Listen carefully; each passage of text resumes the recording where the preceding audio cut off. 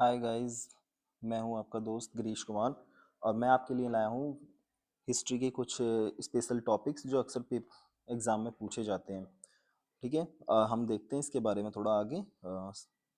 सामाजिक समाज सुधार अधिनियम, ये बहुत इंपॉर्टेंट टॉपिक है। ठीक, ओके। तो इसमें पूछा गया है कि शिशुवध प्रतिबंध किसने लगाया था। तो ये हमारे वेलेजली ने लगाया था, वो गवर्नर जनरल थे। तो शिशु हत्या पर प्रतिबंध लगाने वाले जो गवर्नर जनरल थे वो थे वायसराय।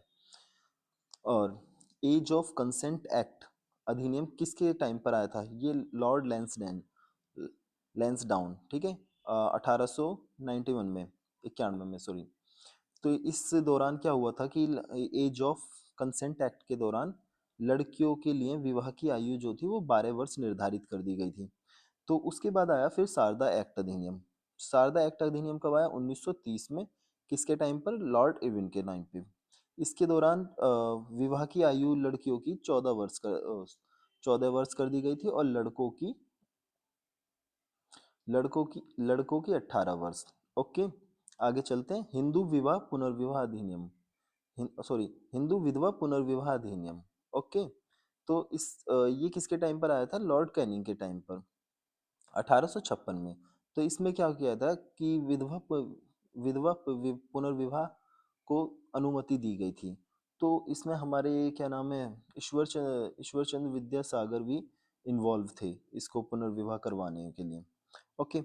दास प्रथा पर प्रतिबंध कब लगाया, दास प्रथा पर प्रतिबंध किसने लगाया था, एलन ब्रो। ये 1843 में। ओके।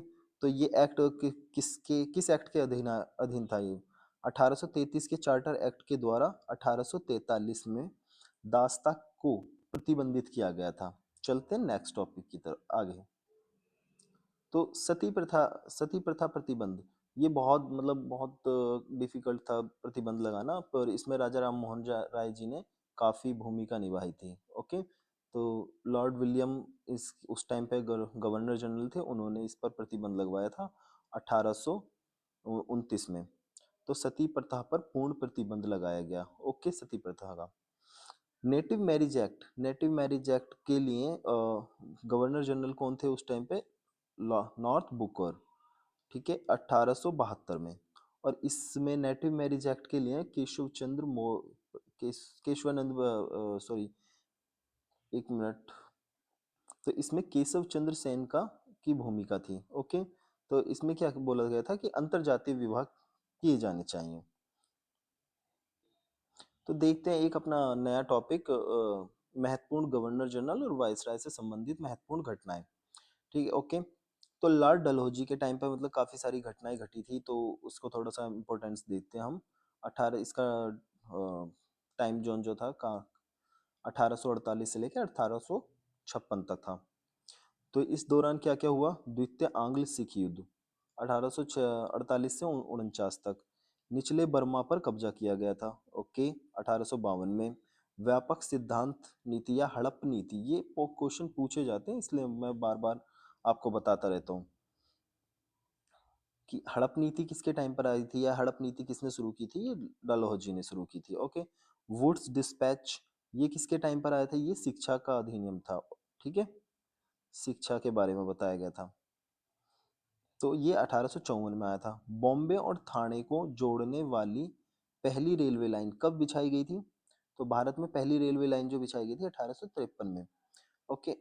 और कुछ एक पंजाब को इन्होंने कब अधीन किया गया था, 1849 में। पंजाब को अधीन किया गया था इन्होंने।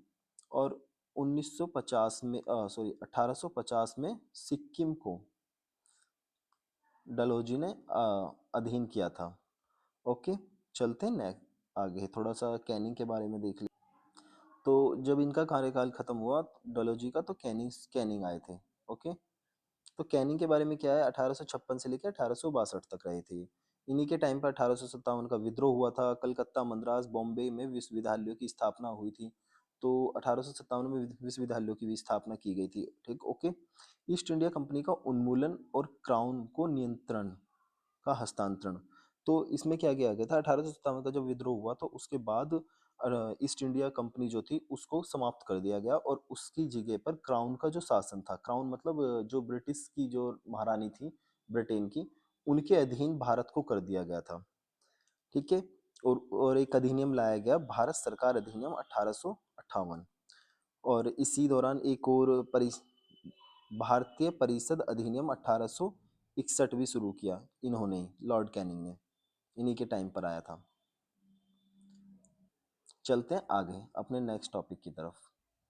तो आ जाते हैं हम अपने नए टॉपिक की तरफ, आधुनिक भारत में घटनाओं का प्रमुख क्रम। तो ये क्रिप्स मिशन से लेके अठा 1947 तक काफ़ी सारी मतलब डेट्स होती हैं, मतलब ईयर होते हैं, तो उसके बारे में काफ़ी मतलब क्रोनोलॉजी लगाने के लिए पूछा जाता है, तो उसको हम एक बार देख लेते हैं। ये क्वेश्चन मतलब पूछे जाते हैं, इसीलिए मैं आपको बताता रहता हूँ, प्लीज़ आप थोड़ा सा फोकस करिए इन पर।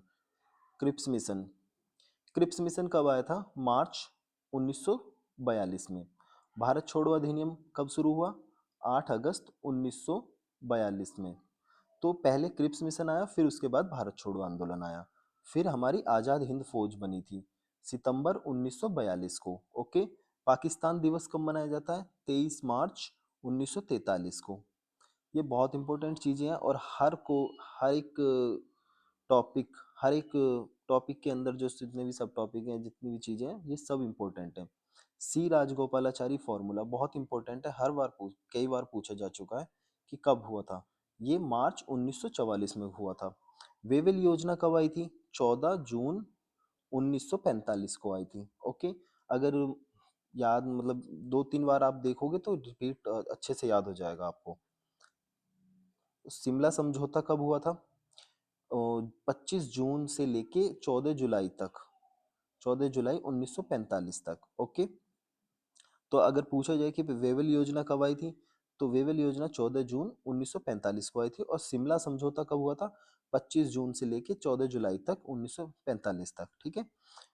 आज़ाद हिंद फौज मुकदमा कब हुआ था? आज़ाद हिंद फौज मुकदमा जो था, क्या नाम है, जो हमारे आज़ाद हिंद फौज के जो ढिल्ला कुछ 3 सैनिक थे, उन पर मुकदमा चला था, तो वो चला था नवंबर 1945 में। गुरमीत सिंह ढिल्लन थे, और शहनवाज थे, और एक एक बंदे और थे, तो उन्हें छुड़ा दिया गया था फिर उसके बाद। ओके। वो उन्हें बाइज्जत बरी कर दिया गया। अब देखते हैं नौसेना विद्रोह। नौसेना विद्रोह कब हुआ? 18 से 23 फरवरी 1946 को। ओके।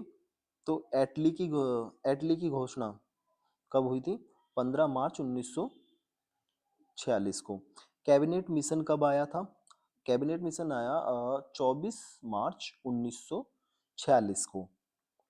प्रत्यक्ष कार्यवाही दिवस मतलब मुस्लिम लीग ने प्रत्यक्ष कार्यवाही दिवस बनाया था, जिसमें कि बहुत ज़्यादा दंगे हुए थे पूरे हिंदुस्तान में, हिंदू मुस्लिम दंगे हुए थे। ठीक है। तो ये हुए थे 16 अगस्त 1946 को। अंतरिम सरकार का गठन कब किया गया था? अंतरिम सरकार का गठन हुआ था 2 सितंबर 1946 को। माउंट बेटन योजना कब आई थी? 3 जून 1947 को। ओके। तो ये बहुत ज़्यादा इंपॉर्टेंट चीज़ें हैं, बहुत ज़्यादा इंपॉर्टेंट क्रोनोलॉजी है, इसको ज़रूर याद रखना। और गाइस पसंद आए तो यार प्लीज़ सब्सक्राइब ज़रूर करते रहना, और बस देखते रहो यार, अच्छे से आपका एग्ज़ाम क्लियर हो जाए। तो एक टॉपिक देख लेते हैं हम, महत्वपूर्ण षड्यंत्र और मुकदमे। कब कब कौन कौन सा षड्यंत्र हुआ था और मुकदमा कब कब हुआ था? तो लाहौर षड्यंत्र मुकदमा कब हुआ था? 1916 और 1930 में। 1916 में तो पहला हुआ था। 1930 में जो हुआ था वो सांडर्स वाला मुकदमा हुआ था, जो भगत सिंह और राजगुरु और सुखदेव पर हुआ था। हावड़ा षड्यंत्र कब हुआ था? 1910 में। ओके। विक्टोरिया षड्यंत्र कब हुआ? 1914 में। कानपुर षड्यंत्र मुकदमा 1924 में हुआ था। काकोरी षड्यंत्र कब हुआ था? 1925 में। मेरठ षड्यंत्र हुआ 1929 में। तो प्लीज यार इनको अच्छे से याद करें, थोड़ा सा ये पूछे जाते हैं। ये एक इम्पोर्टेंट टॉपिक है, शिक्षा से संबंधित विभिन्न आयोग। तो विभिन्न आयोग कब कब आए थे? ओके, तो इसके बारे में हम देख लेते हैं जरा। चार्ल्स वुड्स डिस्पैच कब आया? 1854 को। हंटर हंटर कमीशन कब आया था? ये आया था 1882 में। तो ये जो वुड्स डिस्पैच जो था, ये मतलब विश्वविद्यालय शिक्षा के लिए था, ठीक है, और ये प्राथमिक शिक्षा के लिए था। और ये किसके टाइम पर आया था? लॉर्ड रिपन के टाइम पर। ओके। रेले कमीशन जो आया था 1902 को, ये भी विश्वविद्यालय आयोग के, विश्वविद्यालय शिक्षा के लिए था। सैंडलर कमीशन ये 1917 को आया था। ओके, ये भी विश्वविद्यालय और माध्यमिक शिक्षा के लिए था। ओके। हॉर्टेक कमीशन कब आया था? 1929 को। और वर्धा योजना जो थी, ये भारत की तरफ से थी। मतलब ये कब आई थी वर्धा योजना? 1937 में। देखते हैं अब दो टॉपिक, दो। सर्जेंट कमीशन कब आया था? 1944 में। और राधा कृष्णन कमीशन जो था, ये जो यूजीसी आयोग इसी के अधीन आता है, तो ये कब तक? 1948 में। ये बहुत इंपॉर्टेंट है, आयोग कब कब पूछे गए हैं, तो ये अक्सर पूछे जाने वाले क्वेश्चन है। ये किसी मतलब पर्टिकुलर सभी एग्जाम्स में पूछे जाते हैं। तो प्लीज़ इसे थोड़ा सा अच्छे से याद कर लेना, लिख भी लेना। और अगर मेरा चैनल थोड़ा सा हिट हो जाता है तो मैं टेलीग्राम अपना लिंक सेंड कर लगा दूंगा, और उसके बाद आप पीडीएफ भी ले सकते हैं वहाँ से। इसलिए गाइस प्लीज़ सपोर्ट यार, सब्सक्राइब करते रहना। तो आ जाते हैं हम एक और स्लाइड की तरफ अपनी। ये है भूमि व्यवस्था और प्रवर्तक। ओके। प्रवर्तक मतलब अब इसमें मतलब भूमि जोन जोन सी किस किस तरीके की भूमि व्यवस्था आई, और उस वक्त कौन कौन गवर्नर जनरल या वायसराय थे, इसके बारे में बताते हैं। इजारेदारी व्यवस्था, ये वॉरेन हेस्टिंग्स के समय आई थी। और स्थायी बंदोबस्त कब आया था? लॉर्ड कॉर्नवालिस के समय पर। और रैयतवाड़ी व्यवस्था कब आई? टॉम्स मुनरो के टाइम पर। महालवाड़ी बंदोबस्त व्यवस्था कब आई? लॉर्ड मैकेंजी के समय पर। और बम्बई रैयतवाड़ी व्यवस्था एल्फिस्टन ने लागू कराई थी। ओके, तो इनको थोड़ा सा याद रखें। चलते हैं आगे अपने नेक्स्ट टॉपिक की तरफ। तो देखते हैं अपने अगले टॉपिक में गुलाम वंश के शासक। कौन कौन से शासक और कब कब ये क्रम आता है अक्सर पूछे जाने के लिए। तो हम देखते हैं कि 1206 में कुतुबुद्दीन ऐबक थे। फिर 1210 में आराम शाह। क्रम में लगाने के लिए आता है कि कौन कौन से शासक कब कब रहे थे। 1211 में इल्तुतमिश। 1236 में रुकनुद्दीन फिरोज शाह। ये इल्तुतमिश के बेटे थे। और उसके बाद ये का मतलब काफ़ी अयोग्य घोषित हुए, तो उसके बाद रजिया सुल्तान गद्दी पर बैठी थी। पर बहुत सारे तुर्क शासक तो अमीर थे, तो उन्होंने इसको हटवा दिया था। उसके बाद 1240 में मुइजुद्दीन बहराम शाह आए। फिर उसके बाद 1242 में अलाउद्दीन मसूद शाह आए। ये भी का जल्दी ही चले गए। फिर उसके बाद नासिरुद्दीन महमूद ये बैठे थे गद्दी पर, बलबन की सहायता से।